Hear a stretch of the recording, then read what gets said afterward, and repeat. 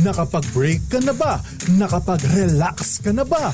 Saan ka man nagtatrabaho, mapa-opisina man o work from home o mula mismo sa pwesto, sasabayan namin ang break time mo. Sasabayan namin ng mga balita at komentaryo, mga panayam ng mga taong viral ngayon. DZRH Break Time!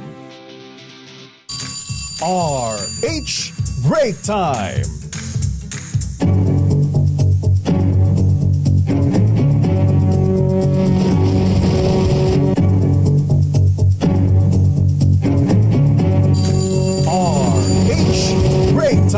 Magandang hapon ho Luzon, Visayas, Mindanao sa programang Break Time. Ngayon po ay 4 tayo sa buwan ng Hunyo taong 2025. Ano po mga lingkod mga kaibigan, sina Ray Simayan.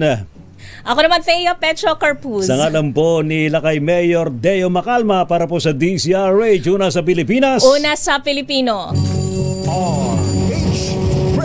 Sa ating pong headlines, 10,000 pamilya na kinabang daw po sa benteng bigas meron na. Program ng Marcos administration ayon po sa Department of Agriculture. Senate President Cheese Escudero todo tanggi na may de facto dismissed resolution sa impeachment case laban kay Vice President Sara Duterte. Palasyo, hindi makikisawsaw sa issue naman impeachment kontra VP Sara. Hayaan na raw po ang Senado na gawin ang trabaho nito ayon kay Pangulong BBM. Patutsada ni Davao City Mayor Basted Duterte sinupalpal ni PNP Chief General Nicolas Torre III. Night voters registration para sa barangay at SK elections. Aarangkada na raw po sa July 1 ayon sa COMELEC. HIV testing pa iigtingin sa buong bansa dahil sa 500% pagtaas ng HIV cases ayon yan sa Department of Health. PhilHealth, kinalampag na dagdagan pa ang coverage ng kanilang anti-rabies vaccination. SUV sumalpok sa kasalubong na truck, buong pamilya ng isang SAF trooper patay. RH Break Time. Bagong South Korean President Lee Jae-myung nanumpa na raw po matapos manalo sa kanilang snap election. Hanging habagat at ITCZ magpapaulan sa ilang lugar ngayong long weekend ayon sa Pag-asa. RH Break Time. Sa ating pong mga balita, umabot sa halos 10,000 mga pamilyang nakinabang sa unang 10 araw ng implementasyon ng benteng bigas o 20 pesos rice program ng Marcos administration. Ayon po sa Department of Agriculture spokesperson na ASEC Arnel de Mesa, nasa 9,487 ang bilang daw po ng pamilya na nagbenepisyo sa nagpapatuloy na pagpapatupad ng BBM program o Benteng Bigas Meron Na project. Katumbas po ito ng 94.87 metric tons ng bigas na nabenta sa presyong 20 pesos bawat kilo na nagkakalaga ng 1.90 million pesos ang kabuuan. Sa ngayon po tuloy na ang plano ng kagawaran na palawakin pa ang BBM program kung saan maaari na ring bumili ang mga minimum wage earners maging ang mga food stamp beneficiaries ng DSWD. Sa iba pang balita, mariing itinanggi ng ilang senador ang ulat na may nakahaing resolusyon sa Senado para ideklarang de facto dismissed ang impeachment case laban kay Vice President Sara Duterte. Ayon kay Senate President Francis Cheese Escudero, walang ganoong resolusyon na inihain o nakabinbin sa Senado hanggang nitong Martes ng gabi. Nag-ugat ang usapin sa dokumentong kumakalat ngayon sa social media na sinasabing layong ipadismiss ang kaso sa bisa umano ng 1987 Constitution dahil wala na umanong sapat na panahon ang 19th Congress para talakayin ito. Pero ayon kay Senate Minority Leader Coco Pimentel, kaduda-duda ang dokumento dahil malian niya ang lohika at hindi rin accurate ang pagkakabanggit ng probisyon ng konstitusyon. Samantala, nilinaw din ng mga senador na sina Risa Ontiveros, Joel Villanueva, JV Ejercito at Cynthia Villar na wala silang natatanggap o nakikitang ganoong resolusyon. RH Break Time. Subalit, ibinunyag ho ni Senadora Amy Marcos na may mga binalangkas umanong resolusyon na mataas sa kapulungan para ibasura ang impeachment case laban kay Vice President Sara Duterte. Sinabi ng mambabatas na personal niyang nakita ang draft resolution, subalit wala pa manong final sa mga tinutukoy na dokumento. Sa kabila po nito, itinanggi ni Senate President Chis Escudero na mayroon nang na-file na resolusyon tungkol sa tuluyan ng pag-dismiss sa impeachment laban kay VP Sara hanggang kagabi. Nagduda naman si Senador Coco Pimentel sa authenticity ng naturang impormasyon, habang tikom naman ang bibig ng ibang senador tulad po ni na Senador Bato de la Rosa at Senador Bongo. Kaugnay ng balitang yan, iginiit ng Malacanang na hindi makikialam si Pangulong Ferdinand Marcos Jr. sa usapin ng impeachment trial laban kay Vice President Sara Duterte. Sa harap ng mga debate kung maaaring tumawid ang impeachment proceedings sa 20th Congress, sinabi ni Palace Press Officer Undersecretary Attorney Claire Castro na malinaw ang direktiba ng Pangulo na hayaan ng Senado na gawin ang trabaho nito.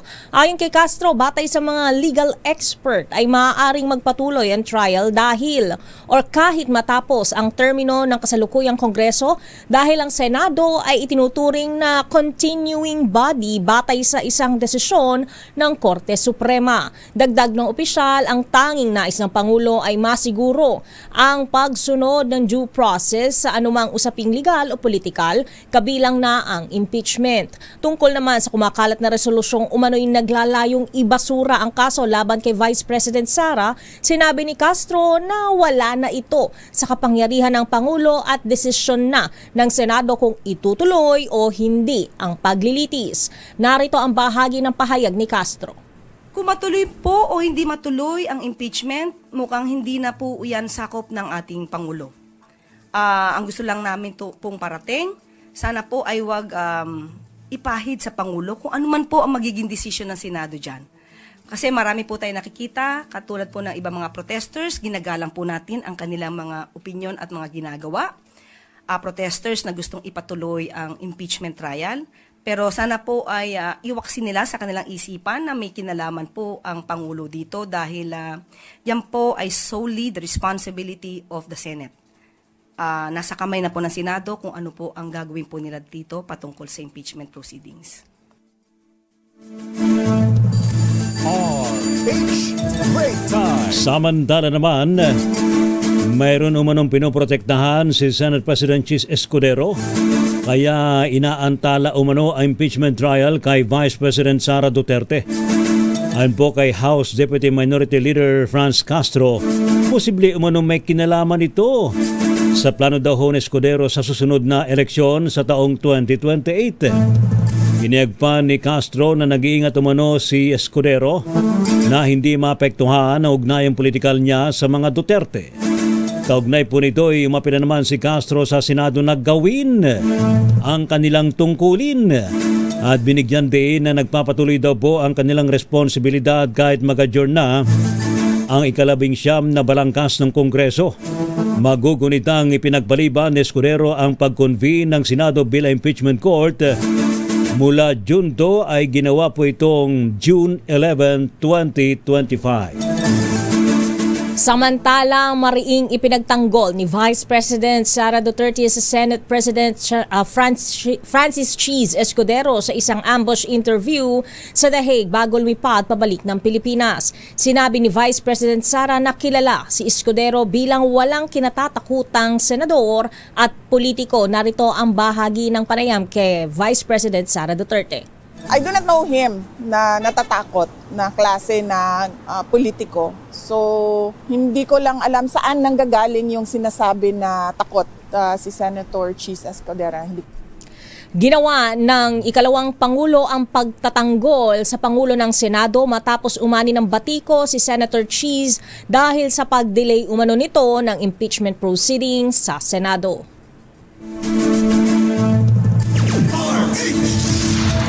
Samantala naman, nagbabala si Manila Congressman Joel Chua, miyembro ng 11-man House Prosecution Panel, na posible manong labagin ng Senado ang sa Ligang Batas kung itutulak nito ang umano'y resolusyong layunin ng tuldukan ang impeachment case laban kay VP Sara Duterte kahit hindi pa ito naiharap sa trial.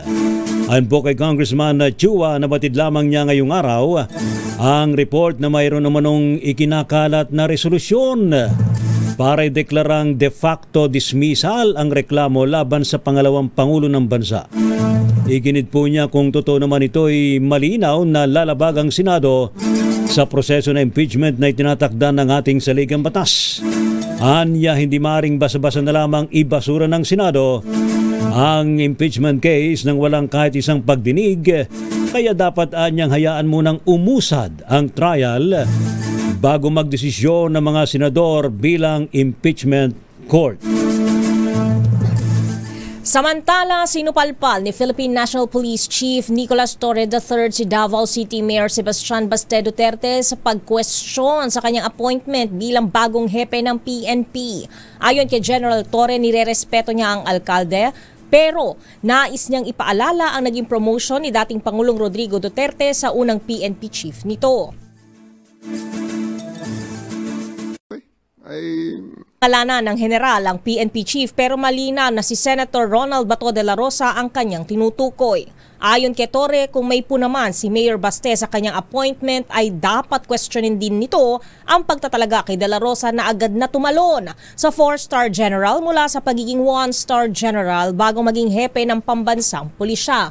Narito ang bahagi ng panayam kay Torre. I just respect his decision and I respect his opinion. And rewind lang ng konti sa termino naman ng tatay niya kung sino unang chief PNP. Okay? So, anong ranggo ng unang chief PNP at anong ranggo ko bago ako naging chief PNP. So, it really goes back to him, really. Seriously speaking, it goes back to him. Okay? The first chief PNP of his father is a 1-star na naging automatic 4-star. Did he ask that? Did he question that?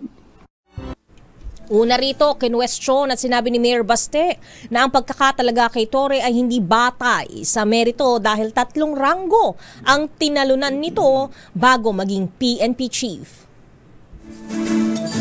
RH Break Time. Standby pa rin po sa iba pang mga malalaking mga balita mga kaibigan sa programang Break Time. Uy, aarangkada na raw Mistea sa July 1 ang night voter registration. Ano ba tong night voter? Ano ba tong night voter registration? Dapat malalaman natin anong paliwanag dito ni Chairman George Garcia. Ito ba yung mga panggabi na hindi nakaboto? Makaboto? Sa araw dahil natutulog? Ano ba yan? Oo, yung boto panggabi? Ano ba? Ito ba yung mga kaanak ni Dracula? Bakit gabi lang yung boto nila? Hindi ba pwedeng maging aktibo yung boto nila sa araw? Yun nga ha? Ayan, standby ho sa mga balitang yan mga kaibigan. Pero naku, matindi itong problemang ito tungkol sa HIV, Mistea, ano ha? Abay, mantakin mo. Ako nga, hindi ko nga lubos maisip na tumaas ng 500%.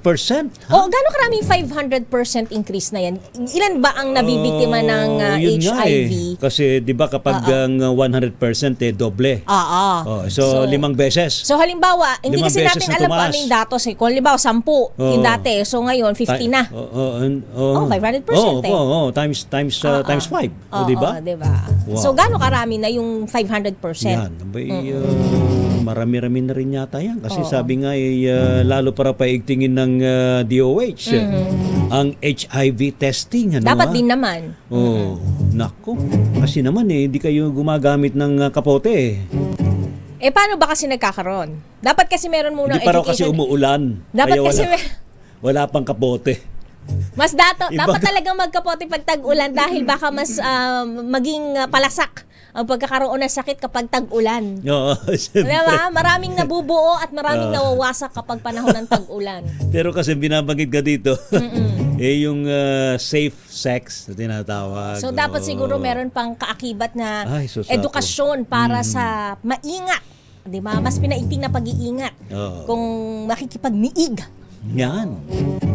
Kasi Samantala. makikipagniig. Ba't ba ngayon iniisip naman? Alin? Ang daming dapat na isipin. Oo. Samantala naman, PhilHealth kinalampag. Bakit? Nadagdagan daw ang coverage ng kanilang anti-rabies vaccination. Ayun. Oo nga, no? Oh. Di ba dapat halimbawa ako may anak ko tapos may PhilHealth ako, dapat yung anak ko covered siya ng PhilHealth? Yes, rabies dapat vaccine. matik na yun. Ano, Oo nga, no? Di ko nakuha yung discount ko para doon, Oo nga, no? Di ba dapat ganun na? Samantala naman ako, ito na may malungkot na nangyari po. Aksidente dyan po sa may Sarangani, ano ha? I think Sarangani ito ha? Bakit? Isang lugar. Andali lang, hindi na nawala sa isip ko. Pero isang SUV na minamaneho na isang SAP trooper, sakay ang kanyang pamilya, Ay? bumangga sa isang kasalubong na truck. Ha? Naku po. Sa lakas ng pagkakabangga, naku, yuping-yupi yung sasakyan. Ano ba naman yan, no? Kaya ingat po sa ating mga nagmamaneho na mga sasakyan, ano ho? Nakatulog ba si sir? Yun nga, hindi natin malaman ano nangyari. Samantala naman, hanging habagat at intertropical convergence abay magpapaulan daw po sa ilang lugar ngayon pong long weekend. Parang nagpahinga nga yung ulan ngayong araw. Grabe ang tingkad ng sinag ng araw. Ang tawag nila ay monsoon break.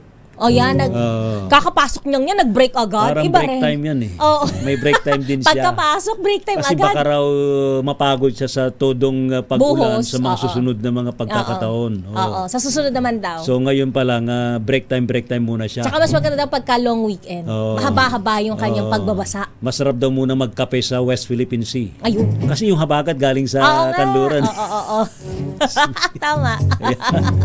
Iyan ho mga kaibigan, iba pang mga malalaki mga balita sa programang Break Time. RH Break Time. Anyo pa rin po mga lingkod, sina Ray Sibayan. Thea Petro Carpuz. Para sa DCRH, una sa Pilipinas. Una sa Pilipino. Pilipinas ang oras, alas 4:29 ng hapon. RH.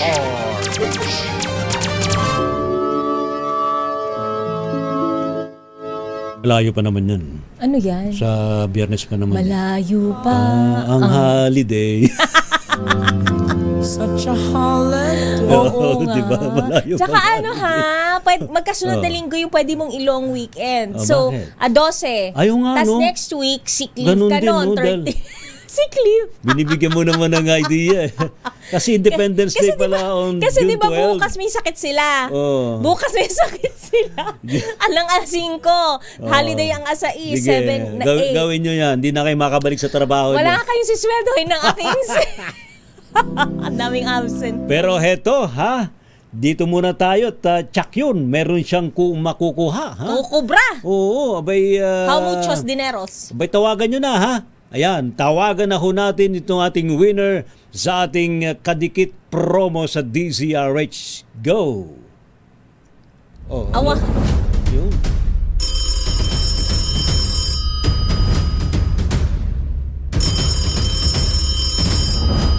Dikit-dikit na swerte, kadikit ng DZRH sticker. Dahil eto na ang kadikit panalo, tawag pa premyo sa Init Dikit sa Tag-Init Sticker La Cash Promo. Sa mga nagpadikit ng DZRH sticker sa kanilang sasakyan sa Init Dikit sa Tag-Init, eto na ang bonus round. Dahil pag kayo aming tinawagan at nakasagutan tama sa aming katanungan, instant 1,000 pesos ang inyong mapapanalunan. Ito na tayo sa Init Dikit sa Tag-Ulan. Mainit-init kasi naka-monsoon break eh. Mainit-init pa sa Tag-Ulan. Yan na. Ayan na. Uy, magandang meron na tawagan. Wow. Ang bilis-bilis naman ni Wina Pearl. Ano, Available ang kanyang at ni linya. Jackie, ha? Oh. Magandang hapon po. Hello. Hello. Uy, yes, sir. Sino po sila? Si Dennis Feliciano po. Dennis Feliciano. Taga saan po kayo, Sir Dennis? Taga Balagtas po. Balagtas, Bulacan. Balagtas, Bulacan. Yan, Balagtas, Bulacan. Ayan, no. Mananalo siya 1,000 pesos kung... Kapitbahay niyo ba si Bertawa? Ay, malapit lang siguro. Uy, taga saan nga pala si Bertawa no, sa Bulacan? Di ba Balagtas nga? Taga Balagtas nga ba si Bertawa? Pauso. Heto ha. Pero ngayon pa lang ay nakikita na ho namin na kayo po'y mananalo ng limpak na 1,000 piso, Sir Dennis. Pero sagutin nyo muna ang tanong ni Miss Thea. Anong himpilan ng radyo ang magbibigay sa'yo ng 1,000 piso kung dumadagundong sa Balagtas, Bulacan? Yun. DCRH po. Wow! Number 1. Wow! Ang galing-galing naman, parang kulog at kidlat. Sa kanya na nanggaling yun. Tayo ang numero 1 ng Balagtas, Bulacan. Maraming salamat. Congratulations, Sir Dennis Feliciano mula sa Balagtas, Bulacan. Huwag mo muna ibabangin yung linya ha, para swak yun. Sa'yo na ang 1,000 piso. Salamat, Sir Dennis. Yan, si Sir Dennis Feliciano, mga kaibigan, mula po dyan sa Balagtas, Bulacan. RH Break Time. Standby po sa ating mga report, mga kaibigan. Aarangkada na po sa July 1 ang night voters registration ng COMELEC sa Metro Manila. Sa panayam po ng DZRH News kay COMELEC Chairperson Attorney George Garcia, sinabi niya tatagal daw po na 1 linggo hanggang sa July 7 ang night voter registration. Ayon po kay Garcia, ilalagay mga ito sa matataong lugar na bukas hanggang gabi at sa buong magdamag. Wow! Hindi kasama na dyan yung sa may, sa may Burgos Street sa may Makati. At saka sa may Malate. Aba, lumalayo-layo ah. O, diba? Kasi madilim at Kasi buong magdamag bukas. Nagbibigay ng liwanag sa dilim. Sabi na, akala ko di mo masasakyan eh. Hindi ako na nagbibigay ng liwanag sa dilim. Di sama mo na rin yung doon sa may Kalayaan. Kalayaan. Isang strip na yan. Isang strip na yun. Yan, tulad daw po ng PITX, paliparan at mga ospital. Anya, layunin daw po nito mabigyan din ng pagkakataon ng mga botante na walang panahon na makapagparehistro dahil sa kanilang trabaho. Medyo mabigyan naman natin ng pagkakataon yung mga panggabi, lalo na yung nagtatrabaho, na makapagparehistro. Dahil nga po sa buong araw kasi kalimitan, tulog sila o nagpapahinga sila. So hindi sila nakakapagparehistro. Yan ho mga kaibigan, si Commission Elections Chairman Attorney George Garcia. With due consideration pala sa mga night shift, kaya pala siya night voter. Yeah, maraming mga night shift din sa binanggit nating lugar. Samantala, target ng Department of Health na pagtingin pa ang HIV testing sa buong bansa kasunod ng napaulat na 500% pagtaas ng kaso ng HIV sa hanay ng kabataang Pilipino. Ayon kay DOH Secretary Teodoro Herbosa, nakababahala ang edad ng mga tinatamaan ng virus kung saan may napaulat ng kaso sa batang 12 anyos. Giit ng kalihim, kailangang mapataas ang kamalayan. Ito yung sinasabi ko kanina, Lakay Ray. Ng kabataan hinggil sa HIV, lalo't batay sa kanilang datos, ay tanging 61% pa lamang sa kanila ang sumailalim sa testing. Dagdag pa ni Herbosa, marami pa ang hindi nagpapasuri at marahil ay takot na malaman ang resulta. Gayunman, binigyan din niyang mahalaga ang maagang testing para agad na ma-manage ang kondisyon at makaiwas sa pagkalat nito. Ayun, ito yung datos at ito nakapaskil sa ating... Ano, ayun nakalagay sa datos. Ayan. 5,000. Ano, pakiulit nga ulit. Patingin nga yun. Sana meron tayo nito, Josa, dapat meron tayong iba pang details of the... Yun. 5,101? 101. Ano yun? Bilang ng bagong kaso ng HIV sa Pilipinas. Yung 3,004. Last year, 3,409. Ang laki nga ng malaki yung itinaas. Oo. So yung comparison from last year to this year. Alam mo, may isang ahensya na nakatoka sa ganyan, yung mga palaganapin ng... ano ba yung POP? Yun, Population Commission. Ayo, POPCOM. POPCOM. Anong ginagawa nila?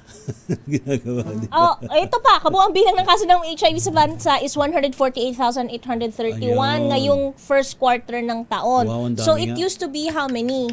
Tumaas eh. So, ayan, binibigyan yan yun. Yan so, 148,000. Marami-rami nga ang kaso natin ng nagpositibo na sa HIV. At yun lang nakakalungkot kasi 12 anyos, meron anong dahilan? Ano kaya ang naging dahilan kung bakit siya nakagkaroon ng HIV? Ayun nga, yun ang problema. Kasi di naman natin pwede isisilang sa maraming factors. STD yan sexually transmitted disease. Pwede rin kasing through blood transfusion. Hindi natin alam kung ano yung condition, health condition ng bata.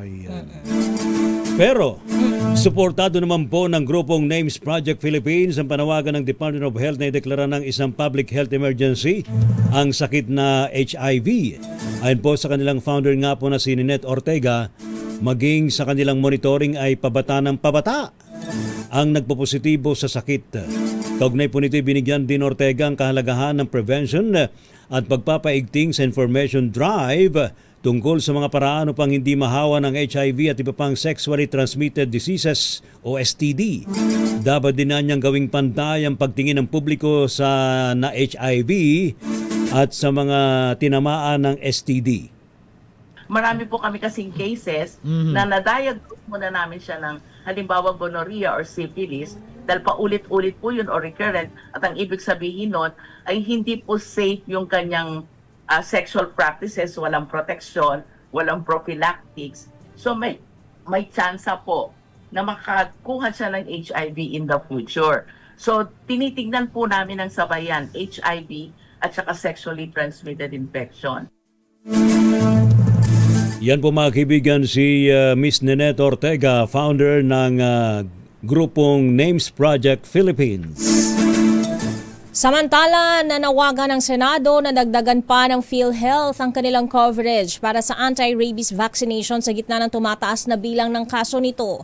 Sa hearing sa Senado, giniit ni Senator Bongo na maaaring natatakot ang ilang magpabakuna ng anti-rabies dahil sa magiging gastos para rito. Sabi ng Senador at Chairman ng Senate Committee on Health, dapat tumugon kaagad sa isyong ito ang gobyerno dahil buhay ang nakataya rito. Sa abiso ng PhilHealth noong March 2025, covered ng insurance company ang aabot sa 5,850 piso para sa bakuna sa ilalim ng kanilang animal bite package. Matatandaan naman na 2 rabies-related death ang naiulat noong nakaraang 2 buwan at parehong hindi nakapagpabakuna ang mga ito.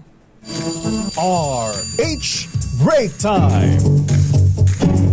Balik tayo sa issue ng HIV, Miss Thea. Ay binabanggit dito yung daw pong access sa mga gamot sa halip na pagdedeklara ng public health emergency dahil sa pagdami ng mga kaso ng HIV dapat gawin ng DOH. Sana hindi lang gamot, pati yung prevention. Yun. Dapat di nila gayahin. Prevention, protection. Di nila gayahin yung yung ginagawa dati ni ni Doc Let's do it. Ni Doc Juan Flavier. Diba? Let's do it. Proactive kasi grabe yung campaign niya, no? Yes. Tapos meron pa mga luminous condoms pa. Yes. May mga flavors pa. May flavor? Oo. Bata pa kasi ako no. Ang alam ko lang, asinlo niya eh. Asinlo, sa kanya rin galing. Magaling na senador yan. Si Doc Juan Flavier. Ating alamin sa report mula sa Kamara RH12, Milky Rigunan. Milky. Rhea Thea, hindi kailangan na magdeklara ng public health emergency dahil sa pagtaas ng kaso ng HIV sa bansa. Ang House Deputy Majority Leader Janet Garin, ang dapat gawin ng Department of Health, pabilisin ang akses at tiyakin na available ang gamot para sa mga positibo sa human immunodeficiency virus. Paliwanag ni Garin, dating kalihim ng DOH, walang magiging pagbabago sakaling ideklara ang public health emergency dahil sa pagtaas ng HIV cases.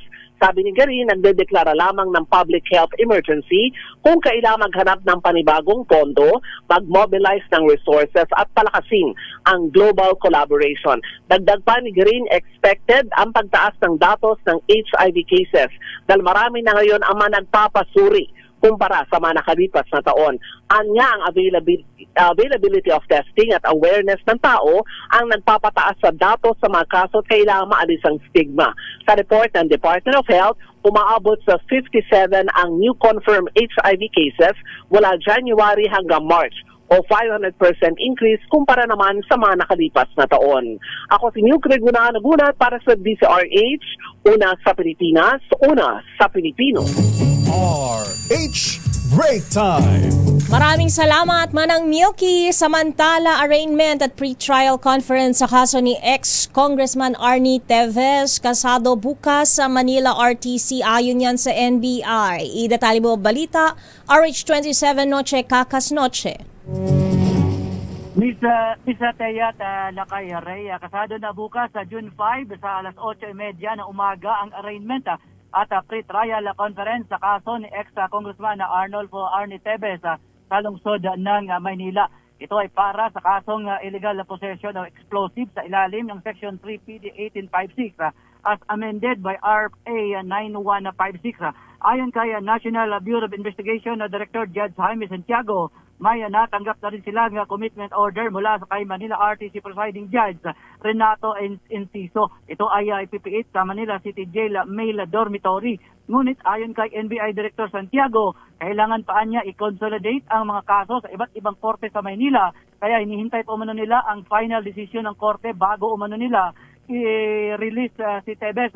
Sinabi pa ni Santiago na sa ngayon ay mananatili pa sa custody nila si Teves. Tiniyak naman ni Santiago ang kaligtasan ni Teves sa loob ng kanilang NBI detention facility sa NBP sa Muntinlupa City. Pakinggan natin si NBI Director Judge Jaime Santiago. Nag-file na ng motion sa City of Manila na makonsolidate at once and for all para malaman namin kung saan talaga namin itaturn over si Congressman Teves.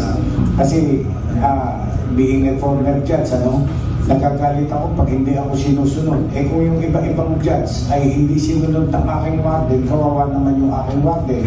So sabi ko, sige, i-hold mo muna yan, antayin natin ang final decision ng Manila courts marami para finally ma-determine namin o saan namin finally itaturn over si Congressman Teves. Samantala, hiniling naman ng counsel ni Teves na si Attorney Ferdinand Topacio sa korte na payagan sila via Zoom. Dahil ayon pa kay Topacio, wala siya bukas, nasa Cebu siya sa isang prison para naman sa isang movie. Alright, sa 27, Nochikakas DCRH, una sa Pilipinas, una sa Pilipino. Thank you. Muchas gracias, Nochikakas. RH Break Time. Samantala naman, umabot po sa higit sa 18,000 bilang ng vape products at peking tax stamps ang nasamsam ng BIR at ng NBI sa dalawang tindahan na nagbebenta ng illegal na vape products sa Giginto, Bulacan. Kabilang po sa mga nakumpiska ang may higit sa 4,000 salt nicotine units at higit sa 14,000 conventional vape products. Kasama daw po ang mga peking internal revenue excise stamps at counterfeit disposable vapes. Sa pagtayo po ng BIR, abot daw po sa may 36 million pesos ang halaga ng kakulangan sa tax assessment ng dalawang vape stores na mayroong excise tax liability na 3.49 million pesos. Sa iba pang balita, isasarado na ang ilang police boxes at police community precincts. Ito ay ayon mismo kay Philippine National Police Chief Police General Nicolas Torre III. Paliwanag ng PNP Chief, kung wala rin namang investigasyon sa PCP, dapat ay nasa police mobile. Ang mga pulis, hawak ang kanilang radyo at nagpapatrolya. Dagdag pa ng general, huwag hanapin sa presinto ang mga pulis at kung kailangan ng pulis, ang dapat gawin ay mag-dial lang ng 911 sa telepono at tiniyak nito na may darating na pulis sa loob lang ng 5 minuto. Narito ang pagtitiyak ni General Torre. Maybe we'll see na may mga police boxes akong i-deactivate. May mga police boxes at police community precincts na isasarado. Because kung wala rin lang investigasyon dyan sa mga police boxes at saka mga precincts, I would rather have my policemen, our policemen, walk the streets, pound their beats, sakay sa patrol car, dala ng radyo, makinig. paano hahanapin ang pulis? Ito ang palagi kong nireiterate noon sa Quezon City na ngayon ay sasabihin ko para sa ating mga kababayan, huwag nyo nang hanapin ang mga pulis sa presinto sapagkat kami ay sa inyo ng mga telepono. Dahil 911, darating kami sa loob ng 5 minuto. Yan ang aming pact sa inyo, yan ang aming pangako. Gagawin namin yan. Kaya ulitin ko, huwag nyo na kaming hanapin sa mga presinto sapagkat kami ay nasa inyo ng mga telepono. Kailangan nyo ng pulis dahil 911, darating kami sa loob ng 5 minuto. Ayos, pero target din yata ni Gerald Torre na gawing 3 minutes yung kanilang response time. Iisian pa. Actually, maganda na nga yung 5 minutes So, better kapag ka 3 minutes, di ba? Para hindi ka kakaba-kaba, makakampante yung ating mga kababayan na kapag dumayal ka ng 911, may tulong agad na darating sa iyo. Correct. Saka tama yun. Para naman hindi ko kuya-kuya lang sa mga presinto yung mga pulis. Oo, hindi. Nakatambay lang. Hindi nagsi-COC, Mobile Legends. Naninigarilyo lang sa labas. Pero may mga nakikita ako talagang masisipag, rumoronda talaga. Oo. Actually, toka-toka naman talaga. May nag-iikot talaga. Kailan talaga police visibility. Correct. Ayan, standby pa rin po sa iba pang mga balita mga kaibigan. Dito pa rin po sa programang Break Time. Pilipinas ang oras 5 minutes bago sumapit ang alas 5 ng hapon. Break Time! Balik po tayo mga kaibigan sa ating mga balita. Patay ang mag-asawa at ang kanilang 3 taong gulang na anak matapos ang bumanggang sinasakyan nilang SUV sa isang truck sa bahagi ng Molave, talo sa bayan po ng Malungon, Sarangani. Ayon po sa report, minamaneo ng amang miyembro ng Special Action Force ang naturang sasakyan. Mukhang kotse naman to, no? SUV na yupi lang ng husto. Naupi ka. Akala mo kang lit-lit, ha? Napipit. Oo. Naku naman, no? Sakay ang kanyang misis at ang anak nang mangyari ang naturang aksidente. Dead on the spot ang lahat ng sakay, dalaman sa tindiho ng banggahan. Nahirapan pa ang mga rescuer na makuha ang mga katawan ng biktima dahil sa labis na pagkayupi ng sasakyan. Kinumpirma ng opisyal ng barangay na nasa isang punerarya na ang mga labi ng mag-anak. Patuloy pa investigasyon ng otoridad para alamin ang dahilan kung bakit nangyari ang naturang aksidente. Samantala, nagpositibo sa paggamit ng iligal na droga ang driver ng truck na sangkot sa aksidente sa Batasan San Mateo Road sa Quezon City noong Mayo 28 na ikinasawi ng 3 katao. Ito ang inihayag ng QCPD matapos isailalim sa drug at alcohol breath analyzer test ang driver na si Erwel Domingo matapos ang aksidente. Una nang sinampahan ng Quezon City Police District ng patong-patong na kasong reckless imprudence resulting in multiple homicide, multiple physical injuries at multiple damage to property ang nabanggit na truck driver. Pagdidiin ni QCPD OIC Director Police Colonel Randy Glenn Silvio, titiyakin ng PNP na mananagot sa umiiral na mga batas ang sinumang driver na magmamaneho sa ilalim ng impluwensya ng iligal na droga. Break Time. Samantala naman hindi daw po maglalaan ng karagdagang pondo ang ipinatupad na Pamilya Pass 1+3 promo sa MRT at LRT tuwing Sunday. Ayon po kay Palace Press Officer Attorney Claire Castro, ang pamalaan ng nagpapatakbo sa operasyon ng MRT Treat ang LRT Line 2. Bukod po dito, hindi naman anya napupuno tuwing linggo ang biyahe sa mga tren kaya hindi na kailangan ng espesyal na budget.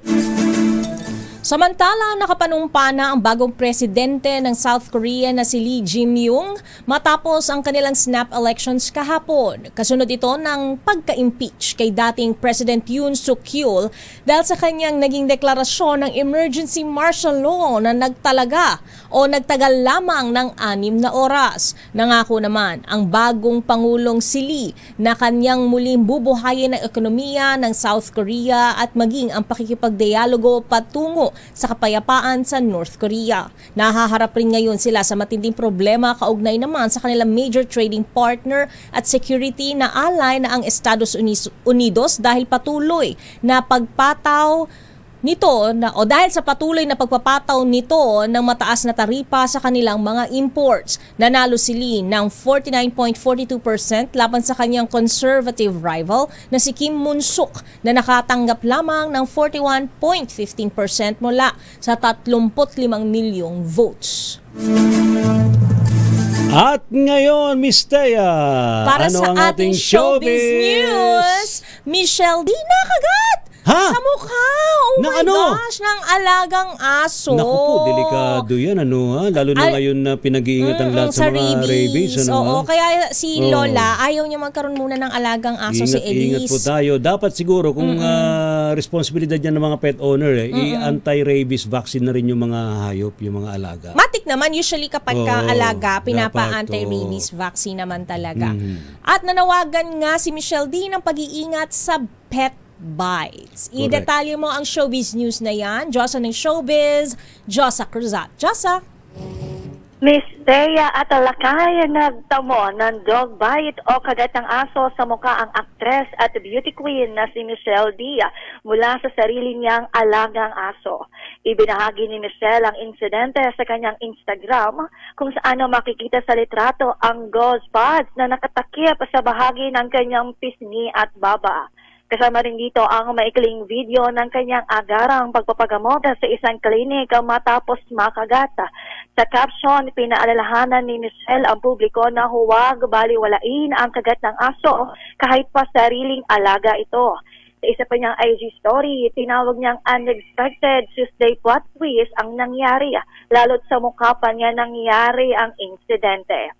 Matatanda ang mariing muling nagpaalala ang DOH sa kahalagahan ng pagbabakuna sa mga alagang hayop at agarang pagpapagamot sa anumang animal bite center upang makaiwas sa rabies na itinuturing na 100% fatal kapag nagpakita na ng simptoma. Para sa Break Time Showbiz, ito si Josa Cruzat nag-uulat para sa DZRH, una sa Pilipinas, una sa Pilipino. RH Break Time. Kaya dapat maging responsible for parent ka, hindi lang for yourself, but also for your pet and the sa other family members, di ba? Na maging responsable po tayo mga pet owners. Yes. Hindi for biro mag-alaga. Oy, oo. Lalo ka na, ang hilig mo pa naman, Ako nagpapakain ako ng stray cats dito sa Ayan. Magming-ming-ming-ming. Ingat lang tayo, ingat lang. Wala na naman, may mga hindi pa nabakunahan dyan. Oo, yan ang lalong higit na pag-iingatan. Kasi it's stray, hindi natin sure kung nabakunahan o hindi. Yes. Diba?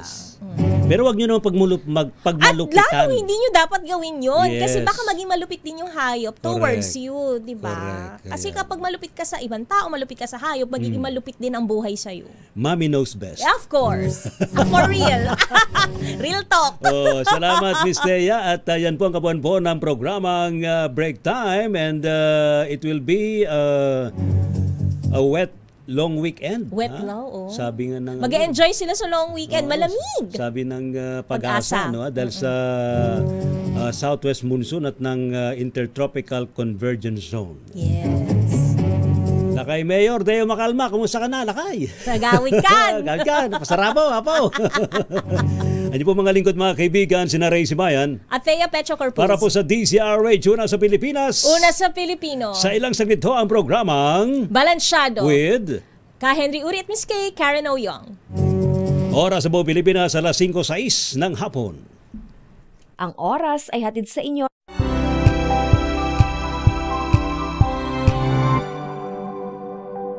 Wow, ang saya. Isang barangay